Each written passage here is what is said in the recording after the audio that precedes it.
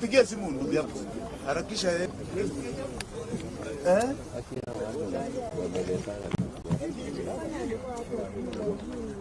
Daktari amefika.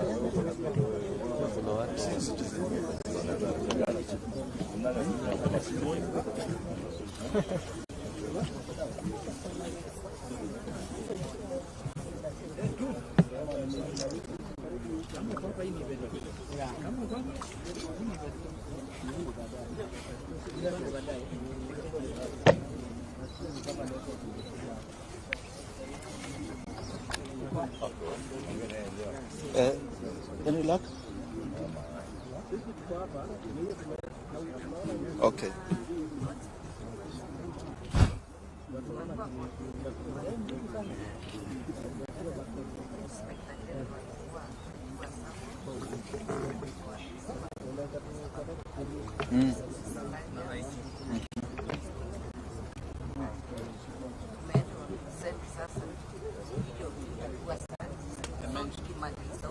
So they've been summoned there 3 p.m. Yes, so 3 p.m.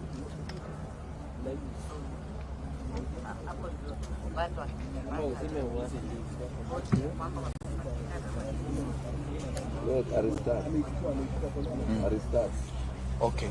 So who do you think I should introduce here? So what we'll do, we'll ask everybody here to introduce themselves. Okay, are we ready? Yes. Asanteni sana. We want to thank you all for coming, especially the fourth estate.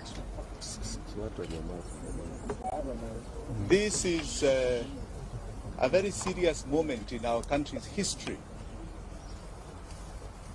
We are going through probably the worst times of constitutional delinquency we have ever witnessed from a head of state. We have a head of state who has decided that the constitution is irrelevant. We have police officers and so-called armed forces that have decided that our democracy and the tenets for which our forefathers fought for this country have been suspended. There is only God that we recognize that is above us. Everybody else is below the sovereign Kenyan. That is the wish of God. That is the constitution of this land. We have a statement here in relation to the killings and abductions that have been going on in this country ever since the peaceful demonstrations that started in June. Many of us on this table are victims of this. We have families here that have been so devastated by the loss of loved ones, especially young ones. But before I read this statement, I would appreciate your patience in recognition of some of the people who are seated here with me. Some people who are here with me have suffered untold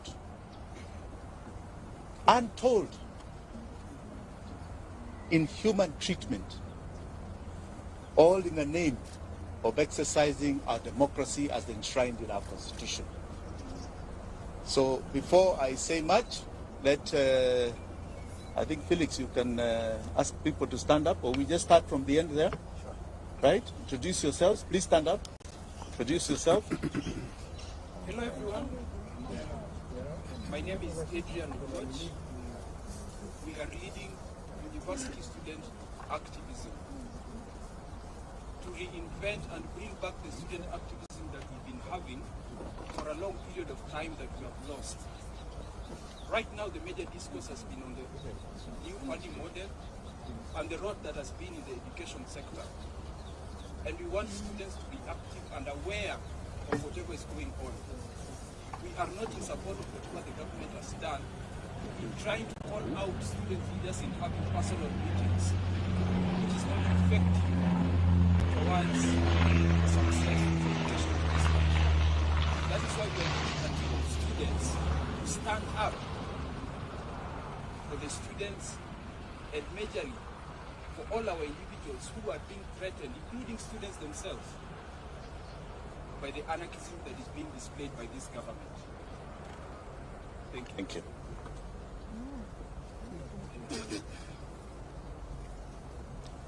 So hello everyone.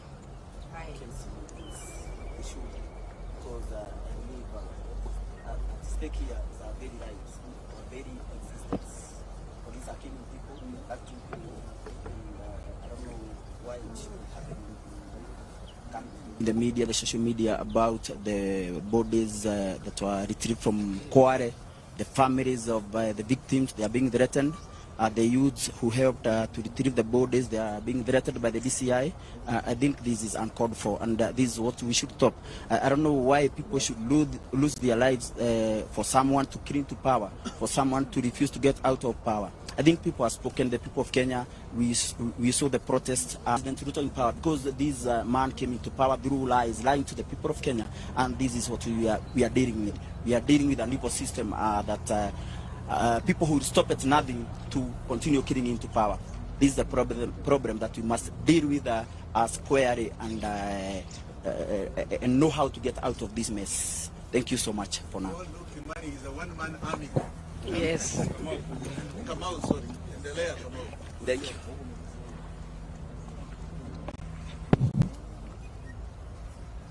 Habari zenu. My name is Florence Kanywa. I'm a social justice activist, and I am the leader Women League Free Kenya movement. Just to let you know that the 3 persons who were abducted on 19th are members of Free Kenya movement. Bob Jagin being our chairman, and we are really saddened by what happened, and we are here to demand they be brought back to us, dead or alive. Thank you. Good afternoon. Charles Ole Sakei. I'm Charles Ole Sakei from Kajiado County, youth leader from Kajiado. I am here representing Bob's family. I am from Free Kenya movement. We have been on the ground with him, championing for our rights. And the reason we are here today is because someone somewhere has decided kuliwa. Hatusemi walikuwa abducted. Serikali haijatupatia majibu. Leo ikiwa ni siku ya 15 tangu hawa vijana kuchukuliwa na kupotea. Polisi wamedinae kwamba waliwa arrest ama kuwa lakini tumekuja tujiulize pia, kama polisi wanasema hawakushika hawa watu ama hawayuko na hawa watu, watuambie nani wako nayo. And I want to ask, itakuwaje kuna milisha ina operate kwa hii nchi na rais anasema hajui? Anasema hajui kwamba kuna watu wamepotea. The president the other day said that he is not aware.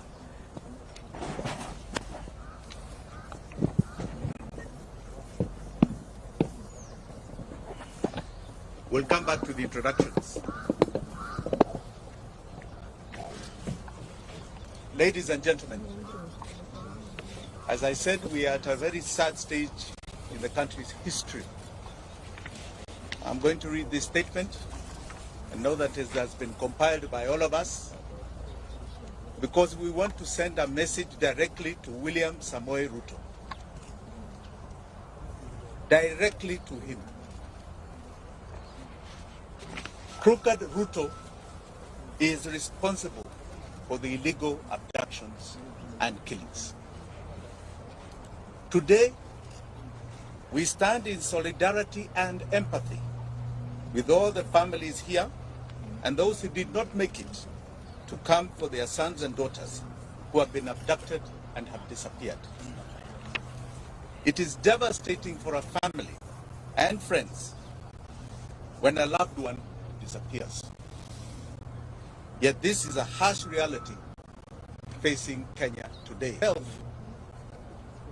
I'm very touched by the plight that has been going on, and more so because Bob Jagge and the Longman twins came to visit me in Kamkunji after I was illegally arrested by the police, to some of us personally. Your pain is my pain. We are sounding the alarm. We are on the edge of an abyss and moving speedily in the wrong direction. We must wake up and collectively demand for truth, accountability, and justice. Many times it is said that if it happens to one, we keep quiet. It happens to another, we keep quiet. Eventually it will land in each of our doorsteps of so-called terror suspects. We've seen it over the years. But because there is a security team that tells us that it's for our benefit, we keep quiet. Today they have extended it to people who have been peacefully demonstrating in this country.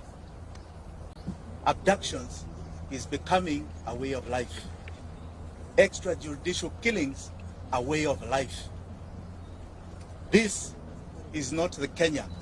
Abductions, enforced disappearances, and extrajudicial killings in Kenya remain a state strategy to spread terror amongst us.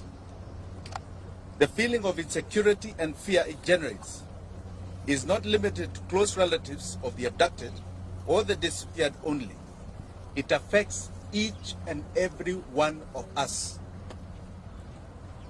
Illegal abductions and enforced disappearances violates the right to life, liberty, protection before the law, and protection from other cruel, inhumane treatment and punishment. And victims and survivors, like we have here. We have a young man here who was abducted all the way to Maragua. He'll tell you his story. Abductions are a gross violation of the international law, including it is kidnapping people, kidnapping Kenyans.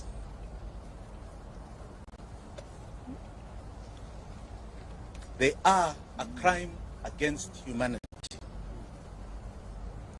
Family and friends of people who have been abducted and disappeared experience slow mental anguish, not knowing whether their son or daughter, mother or father are still alive, not knowing whether he or she is being held or how they are being treated. Searching for the truth put whole families in great danger. There are some families we wanted to visit. I myself directly, with my deputy Willis Otieno, and I can tell you those families are afraid. They want to meet us in private because they are afraid that the attention we may cause will victimize them.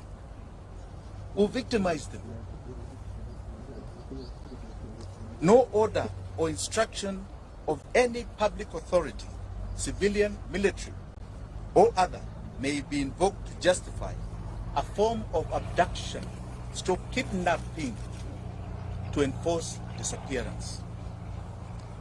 Any person receiving such an order,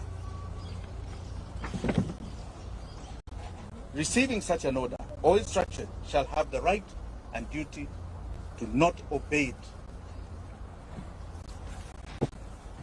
Article 26 of the Constitution of Kenya guarantees every Kenyan the right to life, specifically stating a person shall not be deprived of life intentionally. Article 28 and 29 of the Constitution provides the human dignity, freedom, and security of the persons, which includes and not be subjected to torture or treated or punished in a cruel and inhumane manner. The Inspector General of the National Police Service, under Article 245 of the Constitution, must exercise independent command of the police. We have seen what is going on. You have an IG who stands up and says you can demonstrate. It's in the Constitution. 2 days later, he's chasing everybody from the streets and his officers are shooting. Who is giving him those orders? The IG is constitutionally required to ensure the police operate with the highest standards of professionalism and comply with constitutional standards of human rights and fundamental freedoms while performing their work. In exercise of the command of the police, the IG has the constitutional responsibility to ensure that the officers commit to protect the right of life of all Kenyans by adhering to the Constitution. President William Ruto took oath and swore that he will truly and diligently serve the people of the Republic and the Republic of Kenya. He will diligently discharge his duties and perform functions in the office of the President while doing justice to all in accordance with the Constitution and the laws of Kenya without fear, favor, affection, or ill will.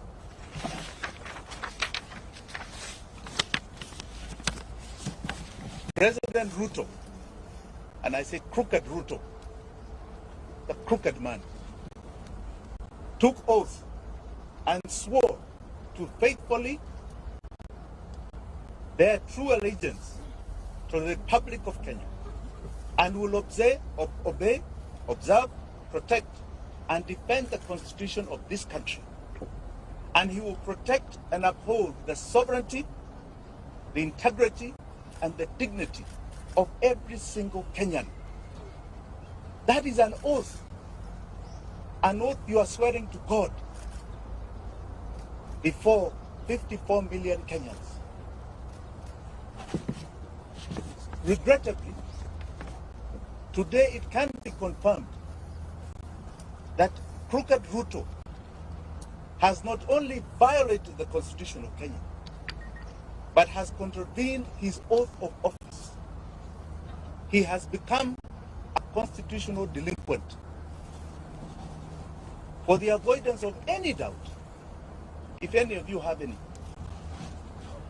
crooked Ruto is solely responsible for the abductions, enforced disappearances, and the murders of young Kenyans, Gen Z. He has turned his police force into a political militia. Kenyans must never forget William Ruto's history. And Kenyans will never forget what he's doing to us today. Crooked Ruto is hypocritically mocking, laughing, and demeaning the abducted, disappeared, and murdered sons and daughters of this country, and their loved ones who are painfully crying daily. The only crime they have committed is exercising their constitutional and democratic right to peacefully and unarmed demonstrate on the streets in our country. We will not yield to crooked Ruto's tyranny. We will not. Because to yield is to advertise to all those that have fought for the democracy that we have today, starting from 1920. We are telling them that we have succumbed to the will of tyranny. William Ruto will not take us there. He is no different. When you look at that man, read the history of people like Pol Pot of Vietnam, Adolf Hitler. Read the history of Amin Dada, who was just next door to us, Umar Bashir, who created atrocities in Sudan. He is no different. He's not a man to glorify. That is a man to feel shame that he represents this great country called Kenya in any position. Finally, I wish to assure the abducted, the disappeared, and their families here and home, you shall never be forgotten by Kenyans. Ruto may forget, may ignore, but we will never forget. You are the true freedom fighters of our time. You are the heroes and heroines of this country. Forgetting you is rejecting our own identity. Forgetting you is to renounce the meaning of our life. Forgetting you means that we do not even love our own families. We will keep the memory of our abducted, our disappeared, our murdered. Forgetting them is allowing crooked Ruto to achieve his goal of erasing our loved ones from this earth. We are going to continue demanding justice. We shall relive their memory as we do. The abducted, the disappeared, the murdered shall live forever in our minds, in our hearts, and etched in the history of this country. Thank you very much. Do you have any questions? Yes. What's your name? My name is Barack from the Street Voice. The president recently said that he is not aware of any case of abduction, and should there be someone who is aware of such a case, should provide the name yes, Moon. Have you and your team done? You know, crooked Ruto has a big problem. He seems to be delusional. The information is in public domain. The media has over and over stressed names. Are you telling me he does not listen to the media? He doesn't watch TV like all of us? If he was true to the oath of office that he took, he doesn't wait for people to submit names. He would have already set up an inquiry with the allegations that are already there. He should be informing us what is going on. The only reason he is doing that is because he is the one who is doing it. Okay? Let us not mince our words here. Those are his instructions being obeyed by others. And he will be held to account. The days when people just got away with things are over. The level of accountability Kenyans are demanding, and the world, is at an all-time high. He will not get away with it. Any other question? Yes. My name is David Mora from Kenya. The other subject, teachers and research that must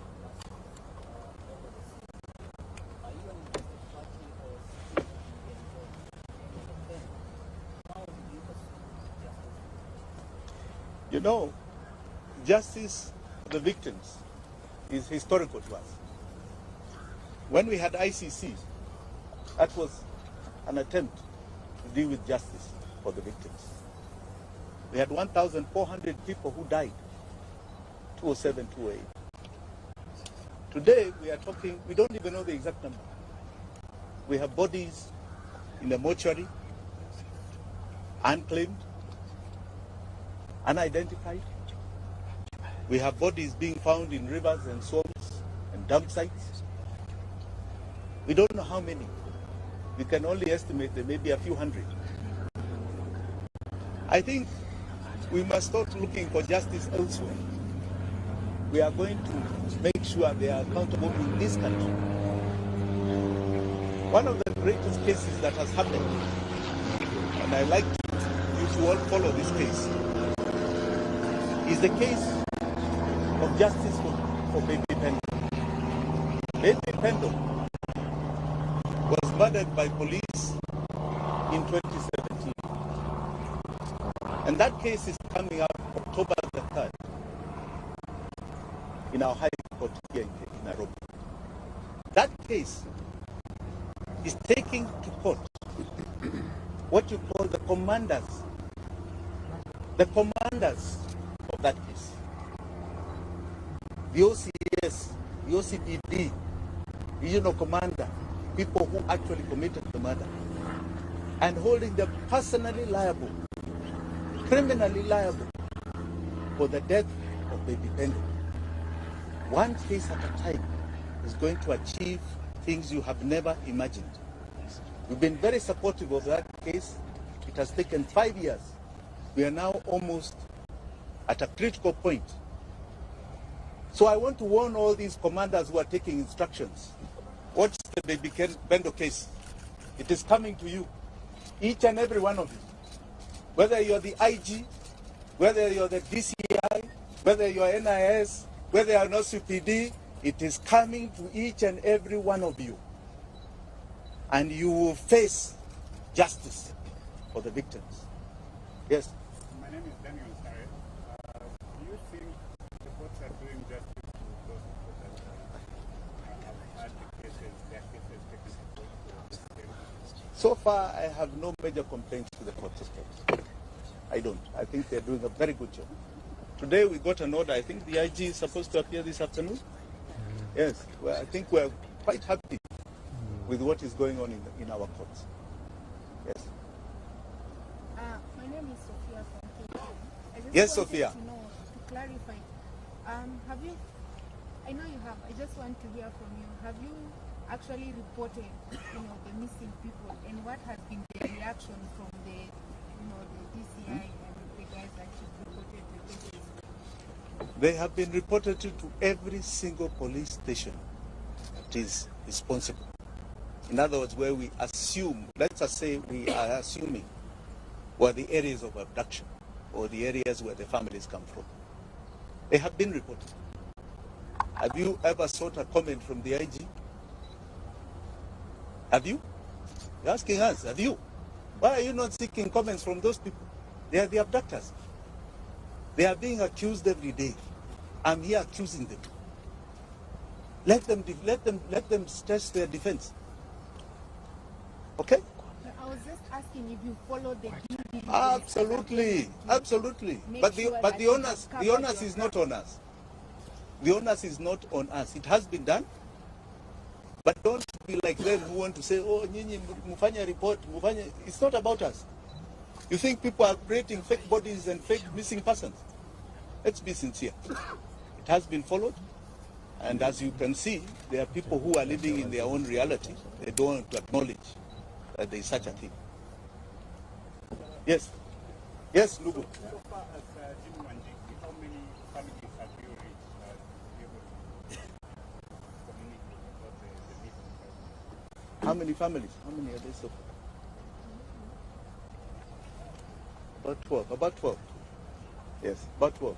But as I told you, we are having very serious challenges because these families are very frightened. And they feel if we draw too much attention to them, they'll be victimized. Even their other children will be victimized. But so I would like to keep it a bit quiet. Yeah? Anything else?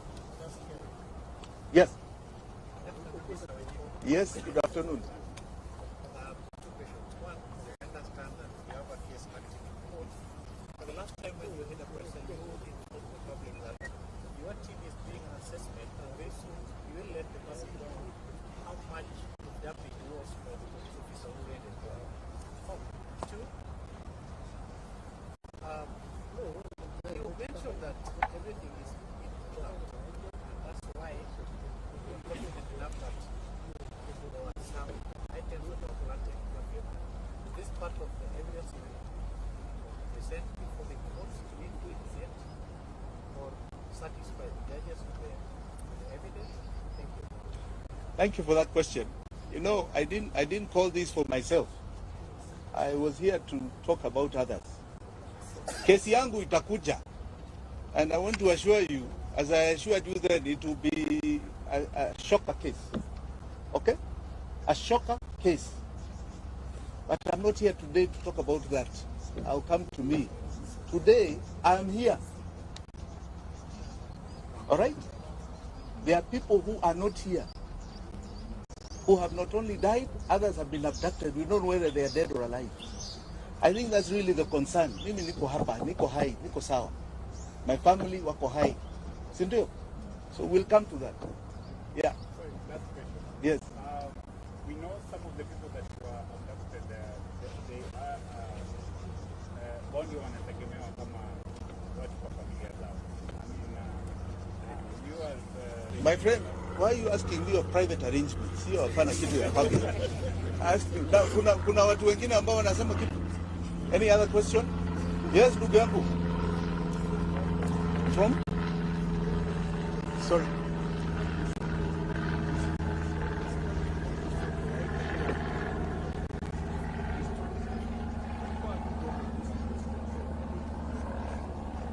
You know, I don't think it's about resignation alone.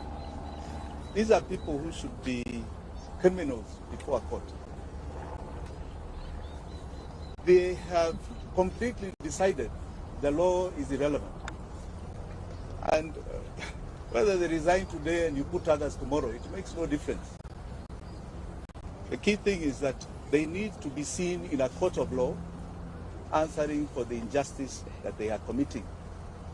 That attempt at stopping continual abuse of the law by the police. We need to see an IG in court. We need to see a DCI in court. We need to see OCPDs and OCSs in court. That is what we need. There was a young man who was shot some time ago called Rex Masai. Rex Masai. That was the first one that was brought to our faces. Okay? We have had how many stories for the last 3 months? Including from these agencies, what is it called? Yes. Really? We are talking about young men's lives here. Young girls' lives. I don't think it's a matter of resignation. Yeah. Do you feel like justice is gonna ever be done? Absolutely. And do you have hope for the Kenyan? Absolutely. In fact, most Kenyans feel very hopeful. Any of these criminals who are perpetuating injustice will see that court of law. One day, that I assure you, this is not going to continue happening in this country. what is the time limit that is giving the government to be able to produce the people, and what is the plan?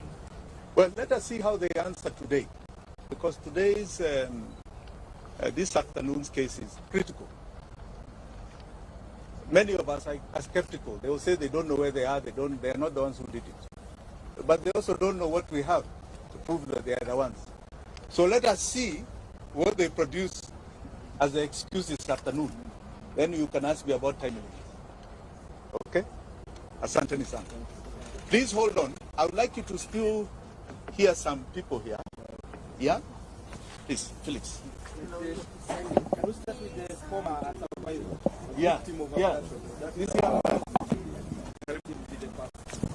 Okay.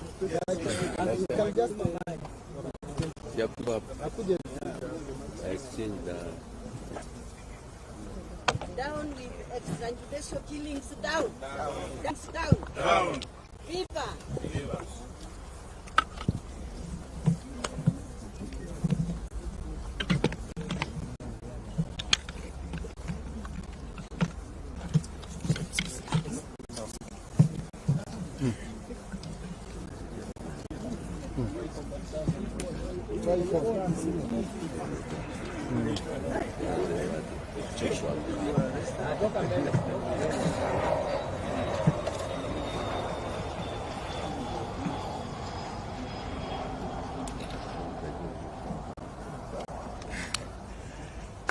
Good afternoon. My name is Joshua Okayo.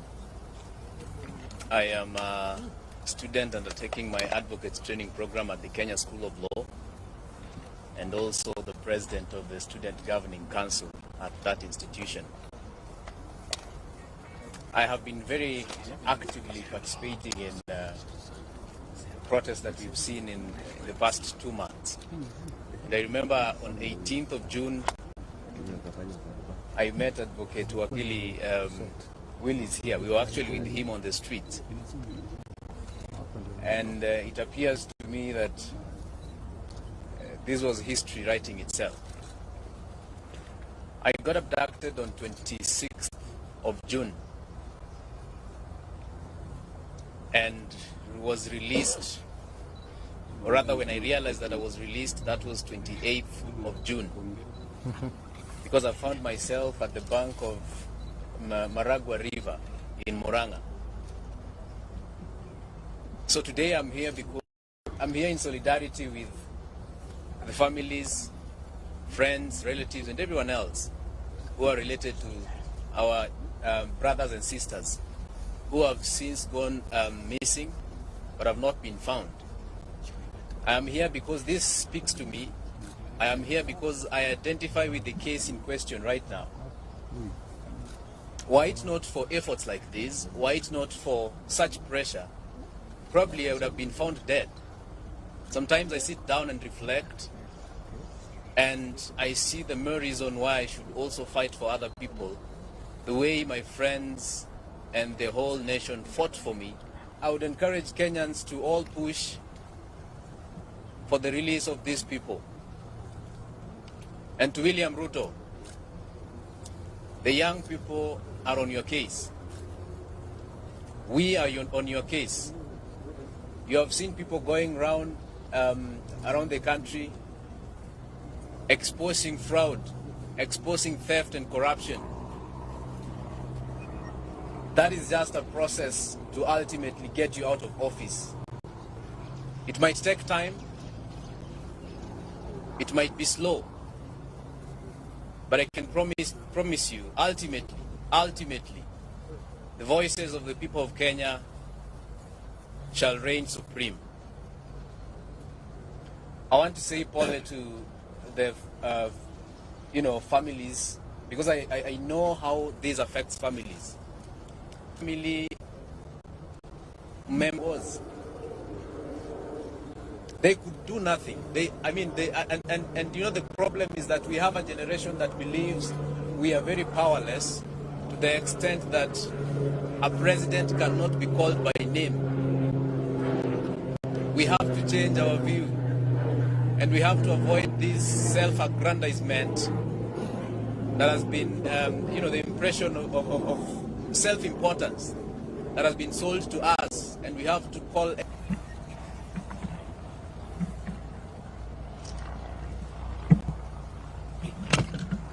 Free Jamil, free Jamil, free Jamil, free Jamil, free Aslam Longton, free Aslam, free Bob Jage, free Bob Jage, free Bob Jage, free Bob Jage, free Bob Jage, free Jamil, free Jamil, free Jamil, free Aslam, free Aslam, free Aslam. Thank you very much. I'm Willis Otieno, advocate of the High Court of Kenya. I'm involved in some of the litigations that are seeking to hold the police and William Ruto accountable for the forced disappearances and abductions of our young people. You all recall the story, for example, of the father of the alleged Equity Bank manager, who the state decided to take to live with lions and hyenas as part of torture, a forced disappearance, and the gentleman was held for over 3 weeks. Now, if we believe in the rule of law, and you think the person is a suspect who has committed an offense, our courts work every day. Why not take these suspects to court? Why not subject them to the due process of the law? Now, you've been told these issues of forced disappearance and abductions actually constitute crimes against humanity. And where we are going to seek for redress here in Kenya. And we are also going to invoke universal jurisdiction in kind of achieving redress.